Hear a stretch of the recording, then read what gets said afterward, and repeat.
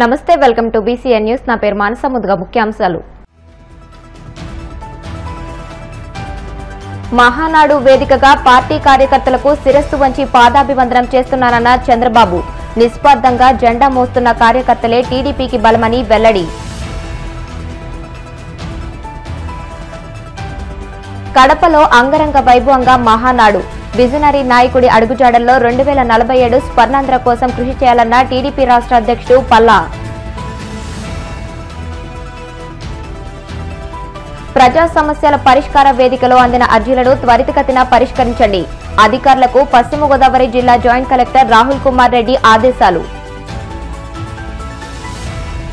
తిరుమల శ్రీవారిని దర్శించుకున్న సింగర్ స్మిత ఆలయ మర్యాదలతో స్వాగతం పలికిన అధికారులు తెలుగుదేశం పార్టీ చరిత్రలో ఈ మహానాడు సువర్ణాక్షరాలతో లిఖించబడుతుందని పార్టీ అధ్యక్షుడు ఆంధ్రప్రదేశ్ ముఖ్యమంత్రి చంద్రబాబు పేర్కొన్నారు. కడపలో మంగళవారం ఉదయం మహానాడు అట్టహాసంగా ప్రారంభమైంది. ఈ సందర్భంగా చంద్రబాబు ప్రసంగించారు. పార్టీ కోసం నిస్వార్థంగా అంకిత భావంతో పనిచేసే పసుపు సైనికులే టీడీపీకి బలమని చెప్పారు. గత ప్రభుత్వం కక్షగట్టి వేధించినా ఎత్తిన జెండా దించలేదని కార్యకర్తలకు కితాబిచ్చారు. టీడీపీ కార్యకర్తలు అందరికీ ఈ మహానాడు వేదికగా శిరస్సు వంచి నమస్కరిస్తున్నానని ఆయన తెలియజేశారు. రాష్ట్ర అభివృద్ది సంక్షేమ కార్యక్రమాలపై కూడా ఆయన పలు విషయాలను ప్రస్తావించారు. కార్యకర్తల కృషి ప్రజల మద్దతుతోనే రాష్ట్రం అభివృద్ది పదంలో పయనిస్తుందని అన్నారు. భవిష్యత్తులో కూడా ఇదే స్ఫూర్తితో ముందుకు సాగుతామని చంద్రబాబు తెలియజేశారు. రాబోయే 10 సంవత్సరాల్లో రాష్ట్ర ఆర్థిక పరిస్థితే కాదు మనం అనుకున్న విధానాలన్నీ చేసి ఆటో పైలట్ లో పెట్టే బాధ్యత మనదని చెప్పి నేను మీకు తెలియజేస్తూ అలాంటి మహత్తర కార్యక్రమానికి ఈ కడప వేదిక కావడం చరిత్రలో చిరస్థాయిగా రాసుకోవడానికి మనం అందరం కూడా ఇక్కడ సమావేశమయ్యాం. దీని ద్వారా ప్రపంచంలోనే తెలుగు జాతి నెంబర్ 1 గా ఉండేట్టుగా చేసే బాధ్యత మన అందరిది అని చెప్పి మరొకసారి విజ్ఞప్తి చేస్తున్నా. ఇవన్నీ చేసుకుంటూనే మీరు ఒక్కసారి చరిత్ర కూడా ఒకసారి చూస్తే కొన్ని కీలక అంశాలపై అందరికీ అవగాహన ఉండాలి. రాజకీయ అవినీతిని ప్రజలు పట్టించుకోరని అపోహలున్నాయి, కానీ ఇది నిజం కాదు. అందుకే అవినీతిపై టీడీపీ ఎల్లప్పుడూ పోరాడుతూనే ఉంటుంది. పోరాడాం, మళ్లీ పోరాడుతూనే ఉంటాం. 4 దశాబ్దాల ప్రయాణంలో అవినీతి పైన రాజీ లేని పోరాటం చేసిన ఏకైక పార్టీ తెలుగుదేశం పార్టీ. ఉమ్మడి రాష్ట్రంలో మీరు ఒకసారి చూస్తే 84లో ప్రజాస్వామ్య పరిరక్షణ ఉద్యమం నుంచి నిన్నటి వరకు విధ్వంస పాలన వరకు మరువలేని పోరాటాలు చేసిన పార్టీ తెలుగుదేశం. ఉమ్మడి రాష్ట్రంలో రాజా ఆఫ్ కరప్షన్ అనే పేరుతో లక్షల కోట్ల అవినీతిపై తెలుగుదేశం పోరాటం నిజమని సిబిఐ వంటి దర్యాప్తు సంస్థలు ఆ తర్వాత తేల్చే పరిస్థితికి వచ్చారు. అది మన క్రెడిబిలిటీ. మనం ఎప్పుడు కూడా ఆరోపణలు చేయం. వాస్తవాల్ని దృష్టిలో పెట్టుకుని ఎవరు ఎక్కడ అవినీతి చేసినా చివరి వరకు పోరాడిన ఏకైక పార్టీ తెలుగుదేశం పార్టి. హైదరాబాద్ లో ఔటర్ రింగ్ రోడ్డు గాని, వ్యాన్పిక్ సిటీ గాని, హిందూకి ఇచ్చిన భూములు గాని, లేపాక్షి భూములు గాని, ఇలాంటివన్నిటిపైన మనం పోరాడాం. దాని పర్యవసానం తర్వాత ఇన్వెస్టిగేషన్ ఏజెన్సీ అన్ని ఒప్పుకునే పరిస్థితికి వచ్చారు. ఓబులాపురం అక్రమ మైనింగ్ పై మనం చేసిన ఉద్యమం నాడు దేశంలోనే ఒక సంచలనం. ఓబులాపురం అక్రమాలు నిజమని 10 ఏళ్ల తర్వాత కోర్టులు కూడా గుర్తించాయి. నిందితులకు శిక్షలు వేశాయి. మనం చేసిన ప్రతి పోరాట ఫలితం నేడు కళ్ల ముందర కనపడుస్తుంది. అది తెలుగుదేశం ప్రత్యేకతని మరొక్కసారి విజ్ఞప్తి చేస్తున్నా. 2024 ఎన్నికల్లో పార్టీ సాధించిన విజయం అసామాన్యం. 93% స్ట్రైక్ రేట్, 57% పైన ఓటు షేర్తో కొత్త చరిత్రను సృష్టించాం. ఇది ముమ్మాటికి కారణం పసుపు సైనికులే. ఇక్కడుండే మీ నాయకత్వమే కారణమని మీ అందరికీ విజ్ఞప్తి చేస్తున్నాం. మీరు చేసిన పోరాటాలే నేటి అధికారం, మీ త్యాగాలే నేటి ఈ స్థానం. ఇది కాకుండా సమయానుకూలం మనం ఎప్పటికప్పుడు స్ట్రాటజీ కూడా ఆలోచించినప్పుడు జనసేన బీజేపీ పొత్తు పెట్టుకుని ఎన్డీఏ ఏర్పాటు చేసుకున్నాం. దానివల్ల కూడా ఈరోజు ఈ మహా విజయానికి దోహదం చేశాయని చెప్పి విజ్ఞప్తి చేస్తున్నా. ఏమీ ఆశించకుండా దశాబ్దాలుగా ప్రతి గ్రామంలో జెండా మోస్తున్న కార్యకర్తల వలనే మనం ఇక్కడున్నాం. నేనే కాదు, ప్రతి ఎమ్మెల్యే, ప్రతి ఎంపీ, ప్రతి మంత్రి గుర్తించుకోవాలి. 43 ఏళ్ల ప్రస్థానంలో దేశంలో ఏ పార్టీ ఎదుర్కొన్నటువంటి సంక్షోభాలు పార్టీ ఎదుర్కొన్నాం. అయితే పార్టీ పని అయిపోయిందని మాట్లాడిన వాళ్ళు వాళ్ళ పని అయిపోయింది తప్ప పార్టీ మాత్రం ఎప్పుడు ఎక్కడ తిరిగి చూడలేదు.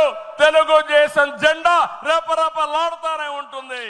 కడపలో జరుగుతున్న మహానాడు వేదికపై టీడీపీ రాష్ట్ర అధ్యక్షుడు పల్లా శ్రీనివాసరావు ప్రసంగించారు. తాను మొదట కార్యకర్తగా మహానాడుకు వచ్చానని, ఆ తరువాత గాజువాక ప్రజానీకం ఆశీర్వాదంతో గాజువాక ఎమ్మెల్యేగా, నేడు రాష్ట్ర అధ్యక్ష హోదాలో తెలుగుదేశం పార్టీ కుటుంబ సభ్యులతో పాల్గొనడం ఆనందంగా ఉందన్నారు. ఈ అవకాశం కల్పించిన జాతీయ అధ్యక్షుడు చంద్రబాబుకు ఆయన కృతజ్ఞతలు తెలియజేశారు. అనుక్షణం భుజం తట్టి సహకారం అందిస్తున్న పార్టీ ప్రధాన కార్యదర్శి నారా లోకేష్ కు ధన్యవాదాలు తెలియజేశారు. పార్టీ రాష్ట్ర అధ్యక్షుడిగా మహానాడులో మొదటి ప్రసంగం చేస్తుండటాన్ని తన జీవితంలో మర్చిపోలేనని తెలియజేశారు. ఇది తనకు దక్కిన గౌరవం ఒక్కటే కాదని, పార్టీ సిద్ధాంతాలపై నమ్మకానికి ప్రతీక అని పేర్కొన్నారు. పార్టీ సిద్ధాంతాలకు ఎవరైతే కట్టుబడి ఉంటారో వారికి ఉన్నత స్థానం దక్కుతుంది అనడానికి తానే నిదర్శనమని ఆయన పేర్కొన్నారు. ఈరోజు ఈ మహానాడులో నా అనుభవంగానే చూసుకుంటే నేను మొట్టమొదటిసారిగా ఒక కార్యకర్తగా మహానాడుకు రావడం జరిగింది.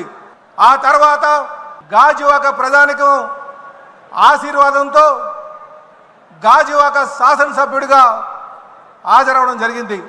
ఈరోజు తెలుగుదేశం పార్టీ రాష్ట్ర అధ్యక్షులుగా తెలుగుదేశం పార్టీ కుటుంబ సభ్యులతో పాల్గొనడానికి నాకు చాలా ఆనందంగా ఉంది. ఈ అవకాశం కల్పించినటువంటి తెలుగుదేశం పార్టీ జాతీయ అధ్యక్షులు ముఖ్యమంత్రి గారికి నా పాదాభివందనాలు తెలియజేస్తున్నా. అలాగే అనుక్షణం భుజం తట్టి నేనున్నాను, ముందుకు వెళ్ళు అని చెప్పేసి సహకారం అందిస్తున్నటువంటి లోకేష్ బాబు గారికి నా ధన్యవాదాలు.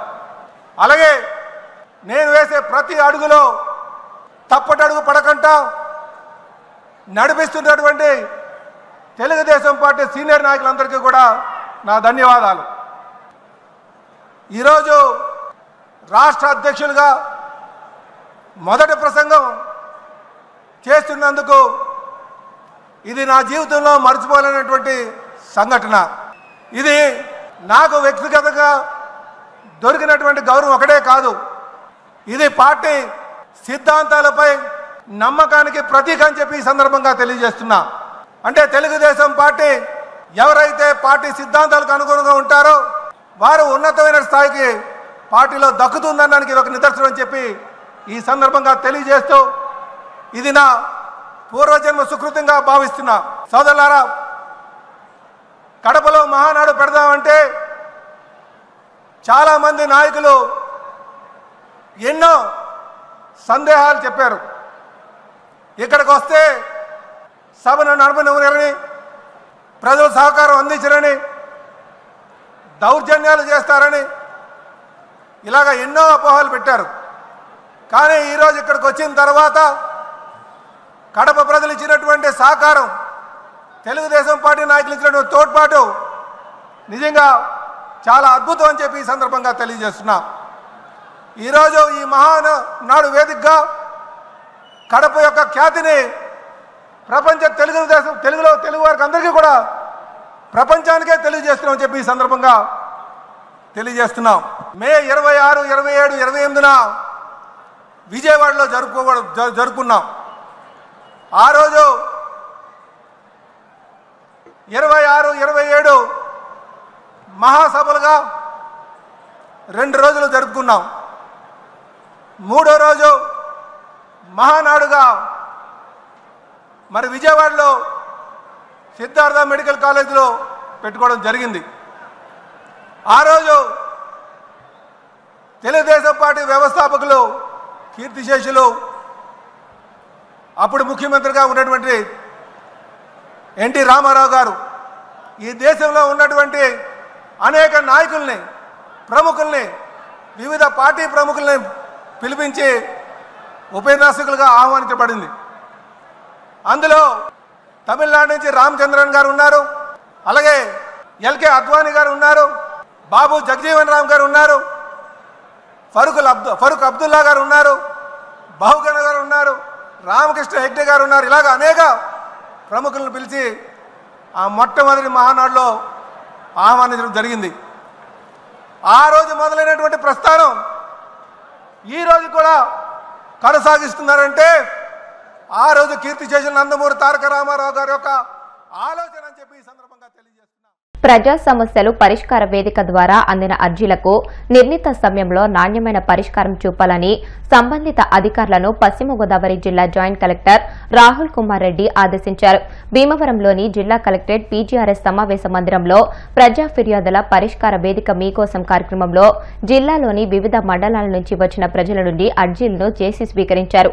ఈ సందర్భంగా ఆయన మాట్లాడుతూ అర్జీలు పరిష్కారంపై అధికారులు ప్రత్యేక శ్రద్ధ తీసుకోవాలని అన్నారు. కొన్ని ఫిర్యాదులను క్షేత్రస్థాయిలో ఫిర్యాదుదారుని ఇంటికి వెళ్లి స్వయంగా పరిశీలించి పరిష్కారం చూపించాలని అన్నారు.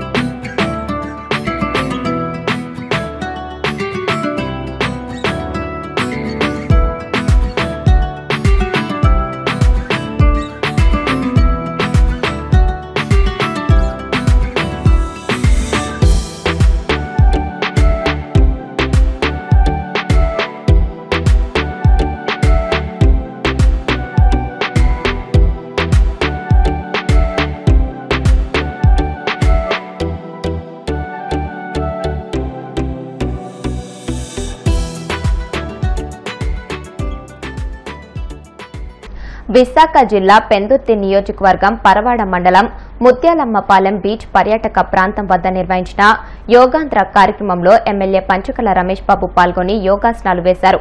ఈ సందర్భంగా ఆయన మాట్లాడుతూ నేటి నుంచి మండలాల్లో గ్రామ వార్డు సచివాలయ స్థాయిలో యోగాభ్యాస కార్యక్రమాలు ప్రారంభించామన్నారు. జిల్లాలో 7 నియోజకవర్గ పర్యాటక ప్రాంతాలలో యోగాంధ్ర కార్యక్రమాలు నిర్వహిస్తున్నామని తెలియజేశారు. వచ్చే నెల 21వ తారీఖు దేశ ప్రధాని శ్రీ నరేంద్ర మోడీ గారు యోగా డే రోజు గౌరవ ముఖ్యమంత్రి నారా చంద్రబాబు నాయుడు గారి నేతృత్వంలో విశాఖపట్నంలో ఆ రోజు ప్రపంచ యోగా డే నిర్వర్తించడం జరుగుతూ ఉంది. అది మీ అందరికీ తెలిసిన విషయం. నిన్న కూడా మన్ కీ బాత్లో ప్రధానమంత్రి గారు చెప్పారు, విశాఖపట్నం వచ్చే నెల 21 వెళ్తున్నానని చెప్పి. అది గిన్నిస్ బుక్ ఆఫ్ రికార్డ్ అయ్యే విధంగా ప్రపంచం అంతా విశాఖపట్నం వైపు చూసే విధంగా ప్రధానమంత్రి గారు, ముఖ్యమంత్రి గారు, ఉప ముఖ్యమంత్రి గారు, రాష్ట్ర కేంద్ర మంత్రివర్గాలు, ఎమ్మెల్యేలు, అధికారులు, అన్ని వర్గాల ప్రజలు మమేకమై లక్షలాది మంది ఆ రోజు 26 కిలోమీటర్ల బీచ్ రోడ్లో రామకృష్ణ బీచ్ దగ్గర నుంచి కోస్టల్ బ్యాటరీ నుంచి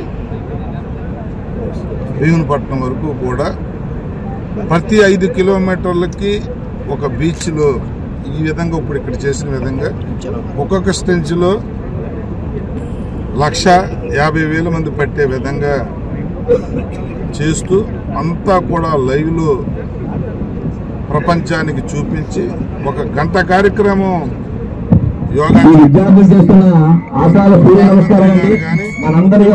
కానీ ఇతర పెద్దలందరూ కూడా పాల్గొనే కార్యక్రమాన్ని జయప్రదం చేయమని చెప్పి దానికి రిహార్సల్గా విశాఖ జిల్లా, అనకాపల్లి జిల్లా, రాష్ట్ర వ్యాప్తంగా 26 జిల్లాల్లో కూడా ఒక శిక్షణ ఇవ్వగలిగిన సామర్థ్యం ఉన్న శిక్షణ నిష్ఠాతులతో ఇక్కడ కార్యక్రమాలను పెట్టి యోగా ట్రైనింగ్ ఇప్పించటం. యోగా చాలామందికి అలవాటే. యోగాలో పాల్గొన్న వాళ్ళకు కూడా దాని తాలూకా విలువ, యోగా వాళ్ళ ఉపయోగాలు చెప్పి ట్రైనింగ్ ఇప్పించే కార్యక్రమం చేయబోతా ఉన్నాం. దానిలో భాగంగా ముత్యాలంపాలెం పరవాడ మండలం ముత్యాలంపాలెం గ్రామంలో బీచ్ ఒడ్డున ఈరోజు జిల్లా కలెక్టర్ గారు, నేను, ఇతర అధికారులు అందరూ, అన్ని డిపార్ట్మెంట్ల అధికారులు, స్థానిక ప్రజాప్రతినిధులు అందరం కూడా ఇక్కడ చేయబోతా ఉన్నాం. ఇప్పుడు కాసేపు ప్రకటనలు.